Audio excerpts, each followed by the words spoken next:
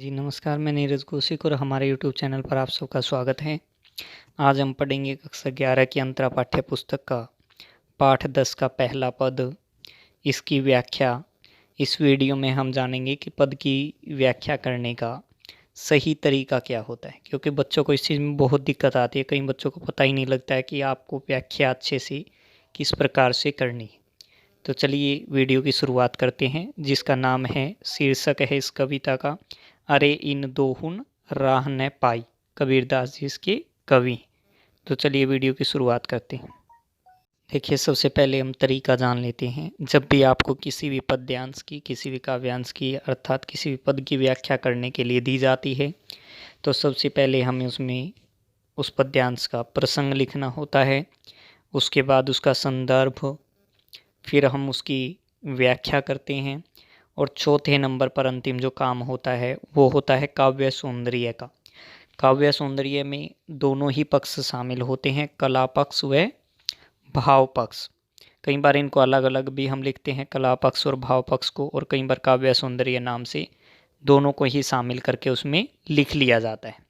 तो इस प्रकार से मैं आपको करके दिखाऊंगा कि किस तरह से आपको किसी पद्यांश की व्याख्या करनी होती है, जिस प्रकार से हम इस पद्यांश की व्याख्या इस वीडियो में करने वाले हैं। चलिए सबसे पहले एक बार इस पद्यांश को पढ़ते हैं जिसकी हमें व्याख्या करनी है।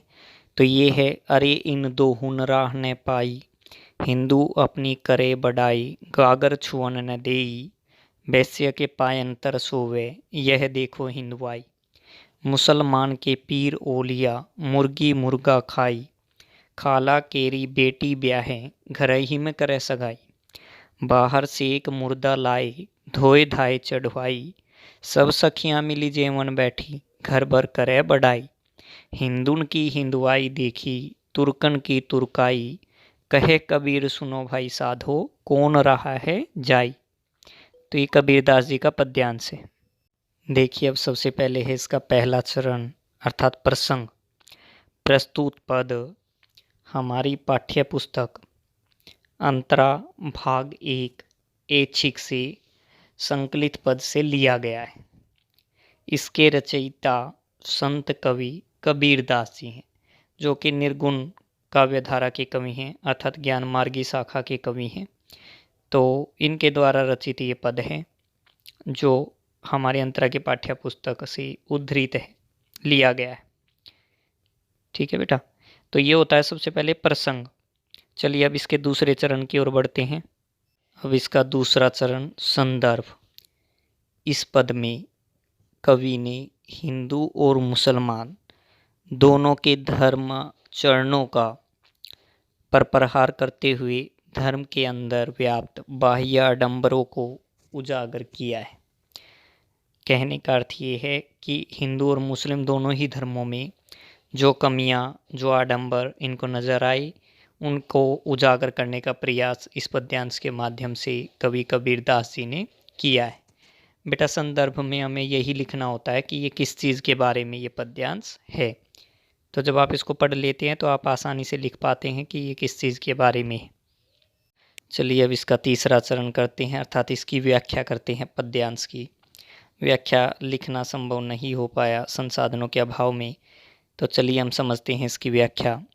अरे इन दोहुन राह न पाई। कबीरदास जी कहते हैं पहली पंक्ति में ही कि अरे इन दोहुन राह न पाई, अर्थात इन दोनों को तो राह नहीं मिला, इन दोनों को तो रास्ता ही नहीं मिला, अर्थात ये दोनों ही मार्ग से भटक गए हैं। कौन दोनों? हिंदू और मुस्लिम धर्म के लोगों की बात यहाँ पर कबीरदास जी कर रहे हैं। वो कहते हैं, हिंदू अपनी करे बढ़ाई, गागर छुअन न देई, कि हिंदू धर्म के जो लोग हैं वो अपनी बढ़ाई करते हैं, अपनी प्रशंसा करते हैं, अपने धर्म की प्रशंसा करते हैं। गागर छुअन न देई, और गागर तक को भी छूने नहीं देते। गागर किसे कहा जाता है? मटके को, यानी अपने पानी के मटके को भी स्पर्श नहीं करने देते।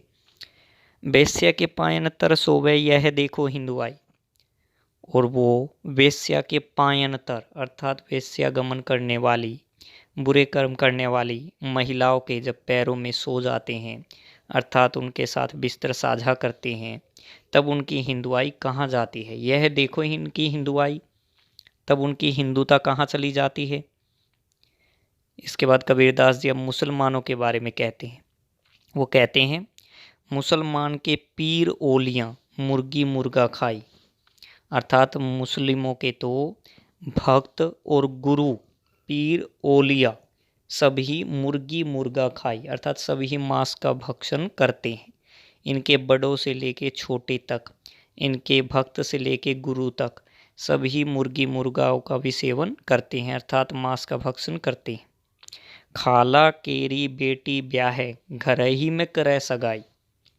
आगे कबीरदास जी बताते खाला बोला जाता है बेटा मौसी को। ये कहते खाला केरी बेटी ब्याहे घर ही में करे सगाई, अर्थात मुस्लिम धर्म के लोग तो अपनी मौसी की लड़की से शादी कर सकते हैं, अपनी मौसी की लड़की से शादी करके ही वो घर ही में सगाई कर लेते।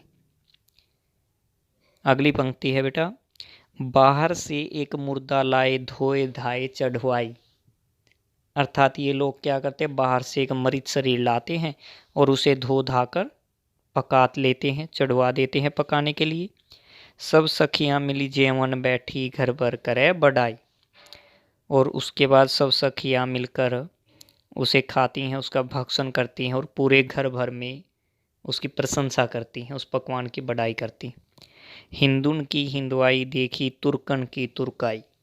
कबीरदास जी कहते हैं कि मैंने तो हिंदू लोगों की हिंदुता भी देख ली और तुर्कन की तुर्काई अर्थात मुस्लिमों की मुसलमानियत भी देख ली। तुर्कन बेटा मुस्लिमों के लिए ही बोला गया है। कहे कबीर सुनो भई साधो कौन रहा है जाई। अंत में कबीरदास जी कहते हैं कि हे साधु लोगों, हे सज्जन लोगों सुनिए। साधु शब्द बेटा संबोधित करने के लिए आया समाज के लोगों को। कौन रहा है जाई, कि इनमें से कौन सही मार्ग पर, सही धर्म के मार्ग पर जा रहा है, या हमें इनमें से कौन से मार्ग का चयन करना चाहिए। इनमें तो दोनों में ही आडंबर हैं, अंधविश्वास हैं, दोनों में ही इस तरह की चीज़ें व्याप्त हैं, भरी पड़ी हैं। तो ऐसा बेटा यहाँ पर कबीरदास जी ने इस पद्यांश के माध्यम से समझाया है। चलिए अब देखते हैं इसका अंतिम चरण जो होता है व्याख्या का, काव्य सौंदर्य। यहाँ पर कला पक्ष और भाव पक्ष दोनों को ही शामिल किया गया है। आप इनको चाहे तो अलग अलग भी लिख सकते हैं। इसमें जैसे बताया गया है कि कवि ने दोनों ही धर्मों के कर्म कांडों पर करारा व्यंग्य किया है। कौन से दोनों धर्म, हिंदू और मुस्लिम धर्म। इसके बाद इसकी भाषा, इस पद्यांश की भाषा सधु कड़ी है।